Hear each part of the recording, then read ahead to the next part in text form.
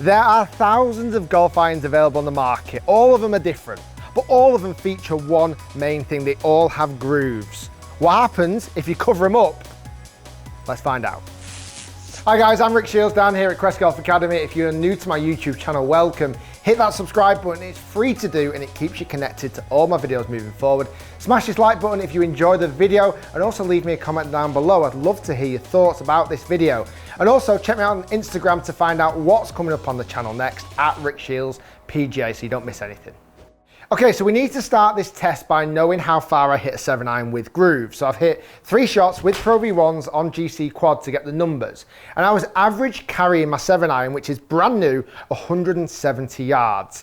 Spin rate, 6,500, 121 ball speed, and they're actually 3 really good shots. But there was nothing on the club face at all. No dirt, no debris, no moisture, nothing. But what happens now if I throw some tape on it?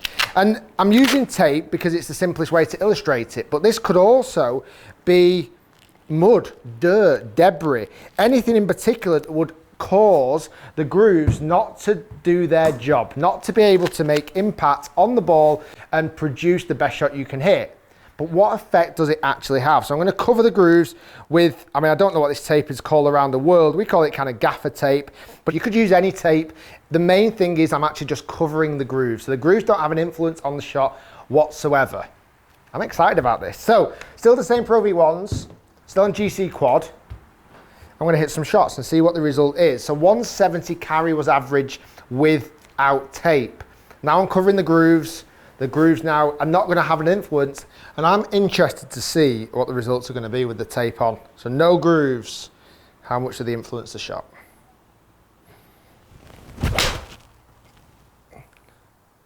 Instantly that looks like it's gone further. Oh, and it has.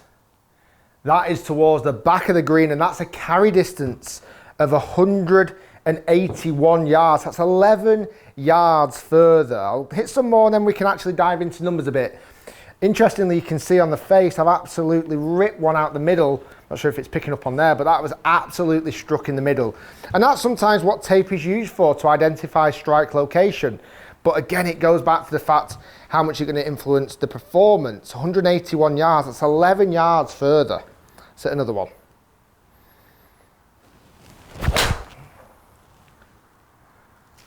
Again, definitely like it went further. I think that's a very similar golf shot. 181 yards again on the carry. For me, it looks visibly like the spin is lower, yet it's going higher. It looks like it's launching higher and spinning less. And obviously that's a combination that's going to get the ball traveling further. Let's go one more. Doesn't feel any different on the actual shot.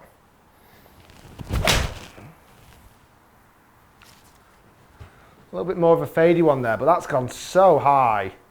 And that has gone much further. 180, that's about 185 yards of carry distance further. 183 yards.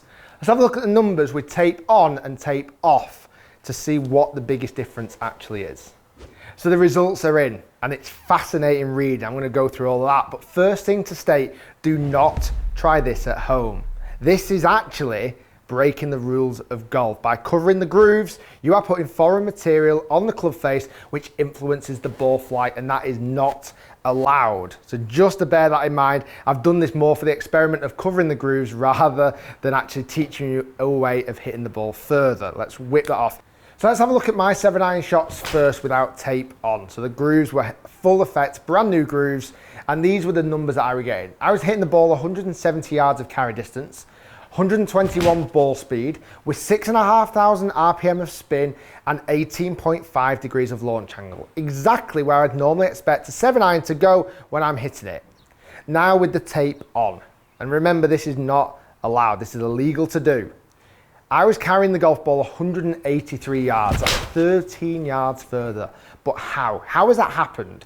Well, the ball speed has gone up to 122 miles per hour. But the spin rate and the launch angle have changed enormously. The spin rate has dropped over 2,000 RPM, and that is not a good thing. I'm going to tell you why that is in a minute. And the launch angle has gone up. So therefore, the ball's traveling further with low spin, but with a higher launch angle. Now, why that's going to have a negative effect is that's very uncontrollable. When the ball lands onto the green, it might not spin as much, it might not hold as much. And also, it's tremendously unpredictable. So I've used tape on the golf club there, which is, consistent. There's a level of consistency there with the tape on the face. But if I was to throw that back to debris that you might have on the club face, dirt, mud, moisture, that is uncontrollable. That is hard to measure. It's hard to be able to predict how far that ball's going to go depending on how covered the grooves are. And it circles me back around to why I've done this video. Why did I do this test? To highlight, to show you the difference that tape on the face actually has. Well, it's not so much about the tape, it's about you as a golfer going out on the golf course and playing your best golf. A way of you being able to control variations, of you being able to control your distances, your spins to help you get better at golf. And that's why you look at the best players in the world and the best players at your golf club. I can almost guarantee they look after their equipment. They clean the grooves, they look after it, they make sure there's no moisture. Certainly you see that at the highest level, at tour level. They are absolutely immaculate golf clubs because they need predictability, and as do you. You as a viewer, yes, it's all well and good hitting the ball a little bit further if there's debris in it, but how is that predictable? It's not at all. The big message here is keep your clubs clean, keep them fresh. Also, when testing equipment, because this is something that I've noticed in the past, sometimes when you go to test equipment at a fitting centre and they've not got a demo set, sometimes they'll put tape on the face.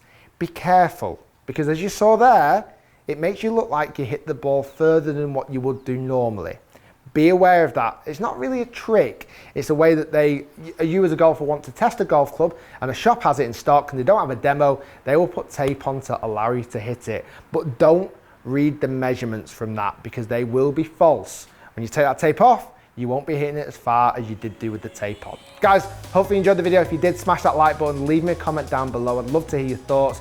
Have you experienced something like this before? Have you experienced flyer lies? Have you experienced where you hit the ball sometimes randomly 20 yards too far? I'd love to hear your thoughts. If you're new to my channel, hit that subscribe button so you don't miss out on any videos. It's free to do and it'll keep you connected to all the videos, and make sure you check me out on Instagram at Rick Shiels PGA. Thanks for watching, guys. Stay tuned, lots more to come. And that was covering the grooves and how important these slits on the face really are.